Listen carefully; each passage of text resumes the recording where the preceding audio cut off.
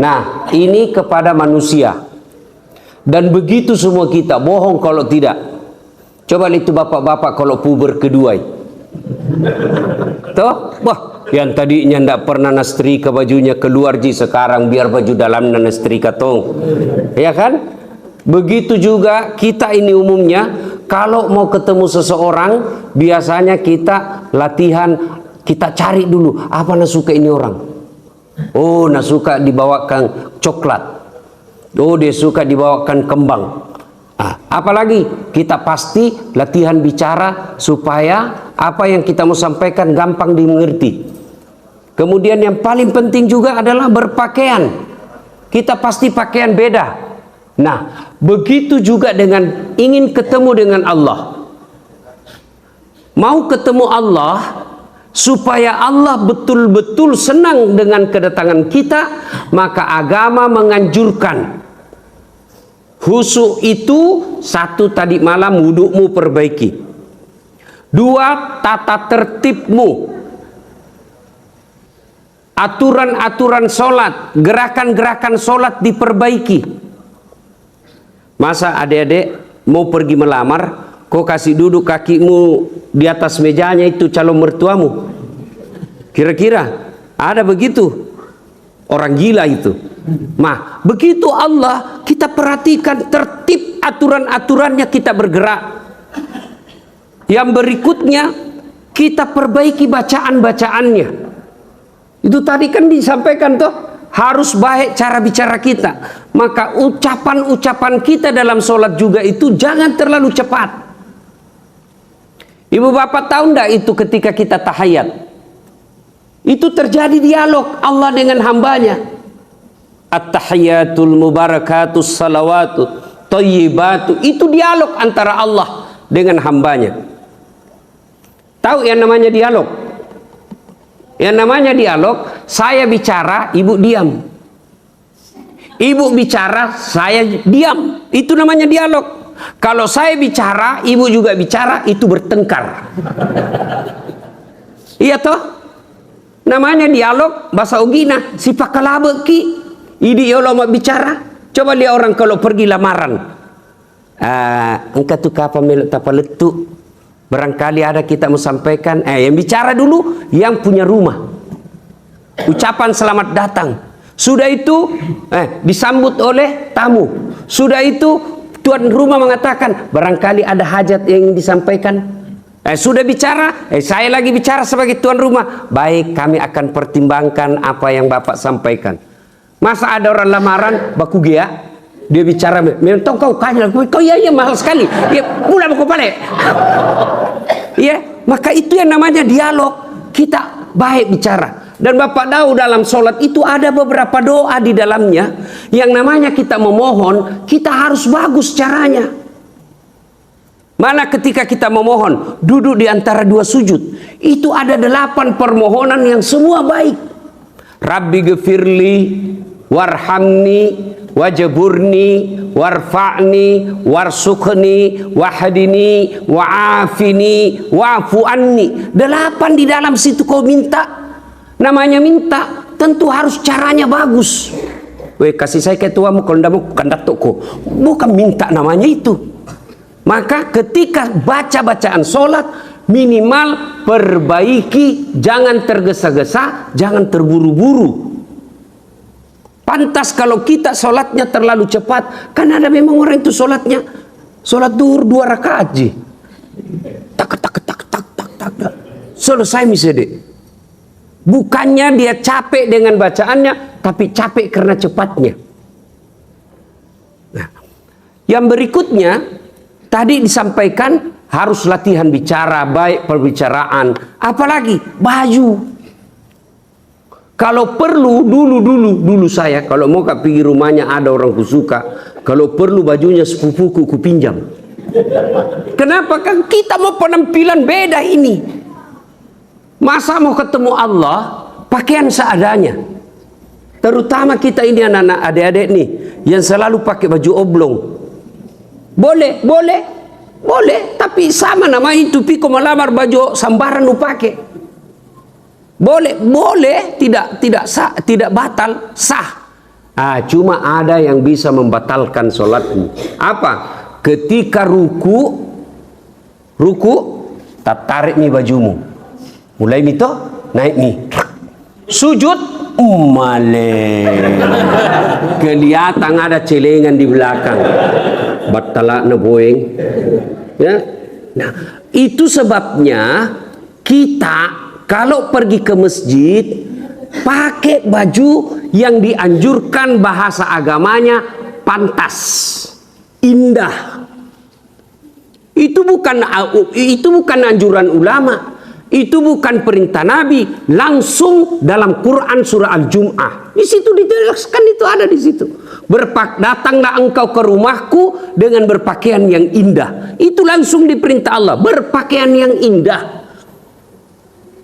Maka kalau bapak ibu mau ke masjid atau mau sholat di rumah, lalu sengaja mengganti kostum karena penghormatan kepada Allah, sengaja memakai baju yang rapi indah karena menghormati Allah, maka bisa jadi itu sebabnya doamu dikabulkan. Bisa jadi itu sebabnya karena kamu sangat rindu dan menghormati Allah, sehingga kau luangkan waktu, kau beli baju khusus ketemu Allah. Bisa jadi itu yang menyebabkan kamu tertolak dari bencana. Kenapa? Allah tahu, nah suka sekali kak ini hambaku, nah suka, nah sayang sekali kak. Karena maunya dia ketemu Allah, maunya ketemu Tuhannya, dia pakaian khusus. Bisa jadi itu yang membuat ada karomah dalam dirimu. Maka biasakan datang ke masjid dan berpakaian indah. Itu perintah Al-Quran langsung. Cuma kadangkala itu tong kita pakai mencuci, itu dipakai tidur, itu dipakai memasak, itu dipakai pergi main futsal, itu dipakai pergi pasar, itu dipakai mengepel, berkeringat 2 hari. Begitu kau salat Allahu Akbar, mengamuk kuman, gatal semua mah kok. Mas sambayang kok mak garu jak menu kerja. Masa ketemu Allah begitu? Jak ketawa serius kayak ini. Coba beda ketemu ke wali kota, baru di depannya ke wali kota kau garuk semua badanmu.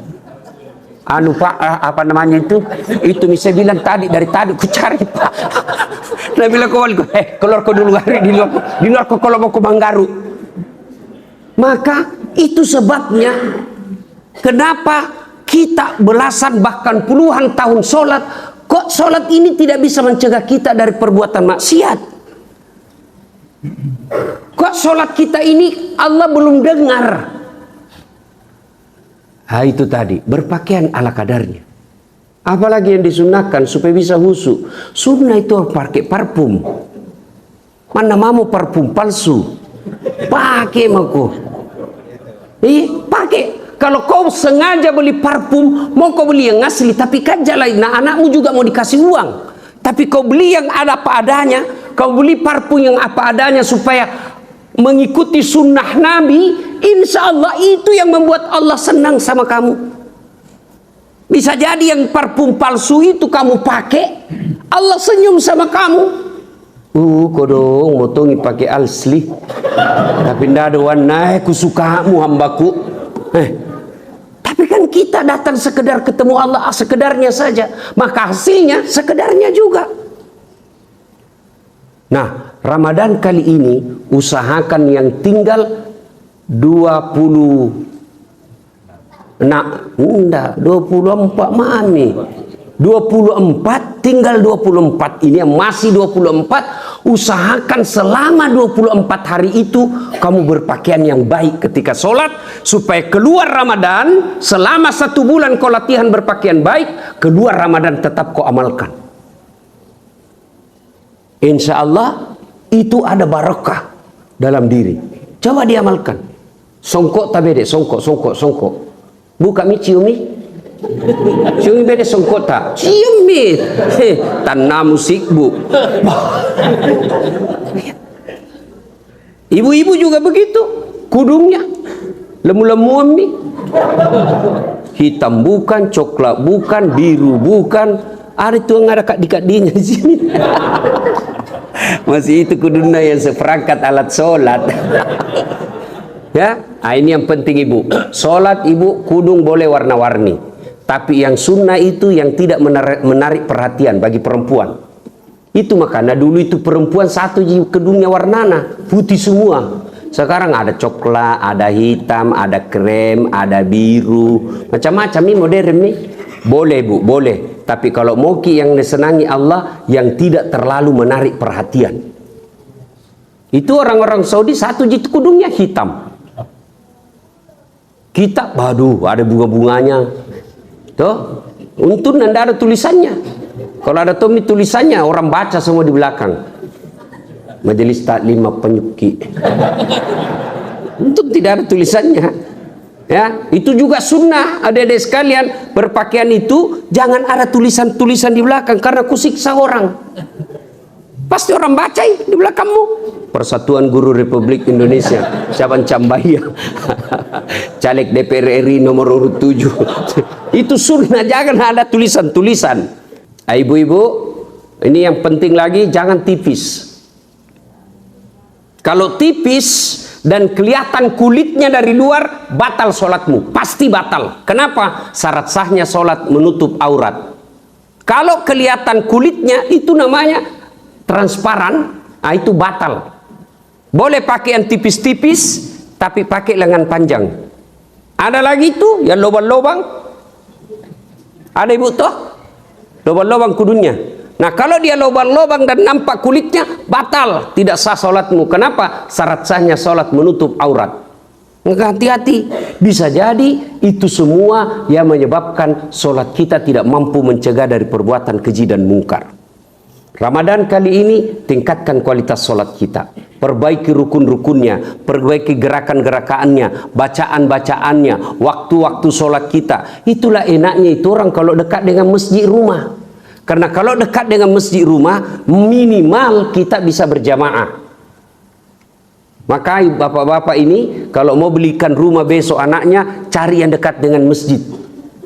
Jangan beli rumah 10 menit dari rumah sakit. Berdoa kau supaya tidak masuk ke rumah sakit. Tidak pernah itu kau dimasukin dalam rasa raki. Boy, saya pernah dari enaknya itu rumah sakit. Baru jengkelku sakit tompak baru datang orang bawakan ki kue. Apalagi kalau sakit makin tidak bisa dimakan semua. Makan ki ustaz, makan ki apa makanan sakit makin ini. Coba beda kalau waktu tak sehat, biar tidak nusuruh aku habisi juga. Ya?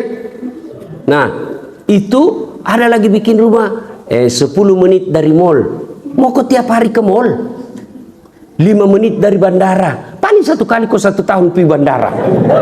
Yang bagus 3 menit dari masjid, 5 menit dari masjid. Insya Allah kalau rumah kita dekat masjid, anak-anak pasti mainnya di masjid. Kalau sudah main di masjid anak-anak, insya Allah hatinya akan terpelihara. Kita juga takmir masjid, jangan tong kalau anak-anak ke masjid ribut langsung semes, pak, keluar kok, tidak mau datang. Bapak-bapak juga kalau anak-anak mau pergi ke masjid, belikan baju, belikan songkok. Ini mau pergi masjid, pak, mau ke masjid taraweh, belikan songkok. Itu ada songkok nenek mau pakai nak. Songkok neneknya nomor 9. Dia kepala ada nomor 7. Bayangkan itu pak, tak putar-putar songkoknya. Pas ruku jatuh, diketahui sama teman nak. Pak Doja, Pak Doja, Pak Doja, Pak Doja. Nggak mau mimpi besi gara-gara apa? Bapaknya. Mah, dah usahakan Ramadan kali ini perbaiki kualitas sholat. Itu dulu. Tidak mungkin Allah sampaikan inna salata tanha anil fahsya'i wal munkar kalau memang solat tidak akan mencegah kita dari perbuatan keji dan munkar. Lalu kenapa ada orang solat tetap tidak baik sifatnya? Percaya itu salah satu penyebabnya karena solatnya yang penting gugur kewajiban. Yang berikutnya, selama Ramadan ini usahakan Bapak Ibu sekalian solat nilai-nilainya diaplikasikan dalam kehidupan sehari-hari. Yang dimaksud dengan khusyuk dalam solatnya, satu diantaranya dia solat 24 jam. Ada Quran solat 24 jam? Ada. Artinya apa? Nilai-nilai solat diamalkan dalam kehidupan sehari-hari. Apa nilai-nilai solat? 1. Ibu bapak, bisa ndak sholat tidak ada wudhu? Bisa? Bisa? Bisa. Tayamum.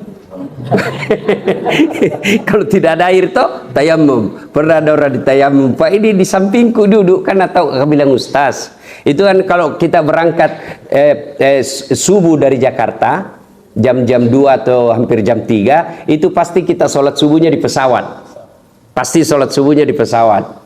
Dan itu hampir setiap subuh kalau saya pulang dari Jakarta, kalau 100 penumpang pesawat, upah sekali kalau ada 5 sholat subuh di atas pesawat. Pasti di atas pesawat sholat, tidak mungkin sebelum terbang.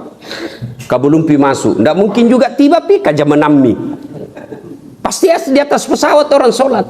Nah, ada orang saya lagi, dia sholat, tayamum nih. Begini cara tayamum, ibu.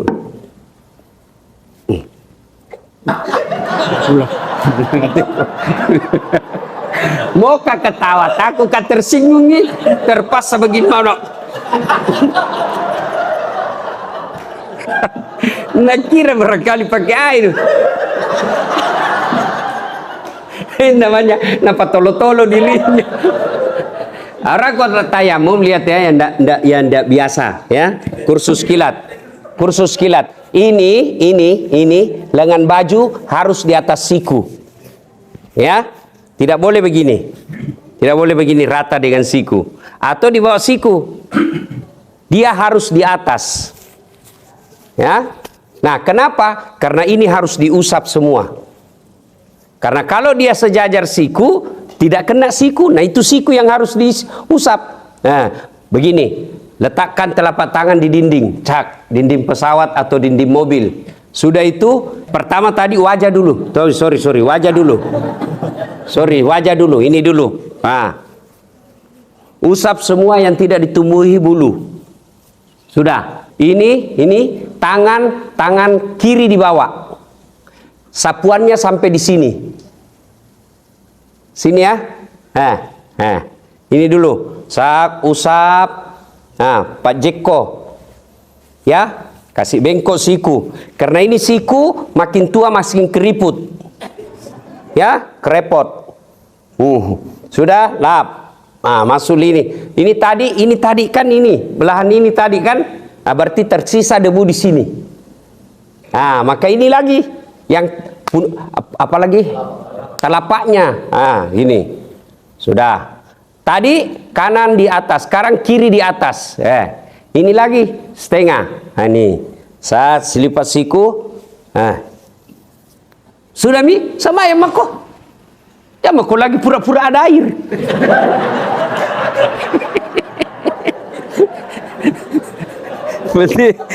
Berarti kumakala. Ya, sudah itu. Terserah dia mau tersinggung atau tidak, ku kasih tahu nih. Nampak tayamum beda kalau pakai air. Kalau tayamum ini saja dicuci Pak, dibasuh sama ini, selesai, tidak ada gini. Samanya. Dia bilang, oh begitu Pak Ustaz. Iya, pernah dulu ada ku dengar begitu, dalam hatiku modus lagi. Ya, nah, sudah. Sholat duduk. Anggaplah ini lagi duduk. Kalau duduk, ambil maki kudunta ibu, kasih keluar mi kudunta pakai. Kalau ibu jilbabnya bisa menutup aurat semuanya, ibu ndak usah pakai kudun sholat, cukup yang dipakai. Nah, bapak-bapak duduk mi, kasih tahu di samping tak, jangan kau ganggu sembahyang nggak dulu. Jangan sampai orang non muslim dia ndak tahu kalau kita lagi sholat, nah kira-kira nanti gila. Ya, kasih tahu. Bilang saya lagi sholat, tolong jangan diganggu. Allahu Akbar. Sudah mi? Baca doa iftitah, baca Al-Fatihah, baca surat pendek, selesai. Allahu Akbar. Kepala saja goyang kalau ruku, begini saja ibu. Allahu Akbar. Sami'allahu liman hamidah. Sudah itu. Kalau ruku, badan tak ikut kasih tunduk. Allahu Akbar. Sejauh-jauhnya. Kalau sujud, Allahu Akbar. Nah, sudah dan seterusnya. 2 rakaat. Kalau subuh. Nah, kalau duhur, boleh langsung ibu jamak. Duhur 2, asar 2. Tapi kalau ibu merasa masih asar ini nah sampai ke rumahku, cukup sholat duhur. Kalau di atas pesawat, nah yakin bisa sampai di rumah, boleh dua pilihan. Pilihan pertama, sholat di atas pesawat. Pilihan kedua, sampai pagi. Namanya jamak takhir. Sholat duhur dikerjakan di waktu asar, nanti setelah tiba di rumah. Bagaimana caranya? Ulama pertama mengatakan, duhur dulu 4, baru asar. Tertib namanya. Duluan tonsen duhur daripada asar. Cara kedua, asar dulu baru duhur. Kenapa? Kata ulama, karena namanya duhur ini ikut di belakangi. Mana yang cocok? Cocok semua. Kalau cocok semua, mana yang salah? Nggak sembayang. Ya, jelas ya? Sudah itu Bapak Ibu Saudara-saudara sekalian, amalan-amalannya salat, tutup aurat, itu berarti air wudhu, itu berarti orang yang sholatnya 24 jam hidupnya bersih. Jangan sampai kita yang rajin wudhu 5 kali sehari semalam tapi rumah jorok, tempat tidurnya jorok, itu tidak syariah. Orang yang baik sholatnya pasti tidak bisa tenang kalau tempat tidurnya, kamarnya, rumahnya kotor. Kenapa? Dia gelisah karena orang yang sholat dengan baik itu pasti hidupnya bersih, pikiran bersih. Kalau orang tempat tidurnya bersih, kamarnya bersih, sekitarnya bersih, pasti selalu bersih pikirannya. Tapi coba kalau jorok, tempat toiletnya busuk, bau, tempat tidurnya banyak kuman-kumannya, bau, begitu mau tidur tiba-tiba ada kecoa, itu pasti sholatnya tidak berfungsi dalam hidupnya. Bersih tidak harus mewah, bersih tidak harus mahal, tapi bersih itu bagian daripada kebiasaan hidup yang tidak senang hatinya, tidak tentram hatinya kalau bau, tidak tentram hatinya kalau tidak rapi, tidak tertam perasaannya kalau ada yang tidak bersih di sekitarnya. Apalagi orang yang sholat itu insya Allah disiplin. Kenapa? Bu, Pak, bisa ndak sholat duhur jam 4 sore?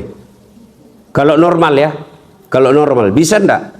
Ndak, karena itu masuk asar. Itu berarti orang yang baik sholatnya menghargai waktu, disiplin waktu, lain sebagainya. Banyak nilai-nilai sholat yang bisa kita amalkan dalam kehidupan sehari-hari. Ramadan usahakan selain memperbanyak sholat sunnah, sholat wajib disempurnakan, tambah-tambah sholat sunnata. Malam hari taraweh karena taraweh ini hanya bisa di bulan Ramadan. Bisa ndak taraweh di bulan Syawal? Bisa ndak taraweh di bulan Syawal? Kalau di luar Ramadan bisa ndak puasa? Di luar Ramadan bisa ndak puasa? Bisa. Puasa Syawal, puasa Senin Kamis, seumur hidup bisa. Masih mau tambah puasa Nabi Daud, 1 kali puasa, 1 kali tidak. Tapi taraweh bisa ndak di luar Ramadan? Ndak. Maka selama Ramadan nasangugi acengi taraweh. Usahakan jangan pernah lepas tarawihmu. Kenapa? Bisa jadi tahun depan kau tidak akan tarawih lagi. Temanku saya hari kedua, teman akrab, tidur di malam, jam 1 dikasih bangun istrinya sahur, ternyata sudah meninggal dalam keadaan tidur. Bisa bagaimana itu kalau kita tidak ada tarawih? Maka selama umur masih ada, waktu masih ada, kesempatan masih baik, umur juga masih bagus, masih bisa hidup, kesehatan, waktu cukup, jangan sia-siakan tarawih. Masih muda tarawihnya 8, bukan karena mazhab, tapi karena tidak mampu. Pacetong, masa tidak bisa ke 20 rakaat masih muda? Pasti beda, sama, tidak mungkin. Bagi saya, bagaimana caranya? 1:21:4. 1:21:8. Soal apa pahalanya? Biar Allah yang tahu. Yang penting usahakan dulu. Usahakan dulu. Ya, apalagi pagi. Jangan lepaskan sholat duha. Pagi hari sholat duha. Kalau tidak bisa kau 8:2 mau. Ibu-ibu, kalau pergi suami cari nafkah, mau bantu suami tak cari nafkah? Mau ibu? Mau buka pintu rezekinya suami tak ibu supaya banyak penghasilannya? Mau ibu? Pasti mau. Caranya pergi suami tak cari nafkah, tinggal ki sholat duha di rumah tak. Sudah sholat duha, WhatsApp suami tak, bang, daeng, jangki menghalalkan segala cara. Barusan ku doakan ki dalam sholat duhaku. Mudah-mudahan Allah bukakan pintu rezeki kita. Saya yakin lebih baik rezeki kita. Kenapa? Baru sangat sholat duha di rumah. Salam sayang selalu dari istrimu di rumah. Pernah kasih begitu suami tak ibu? Pernah? Pernah WhatsApp begitu suami tak? Pali WhatsAppnya, jangan lupa singgah beli gas.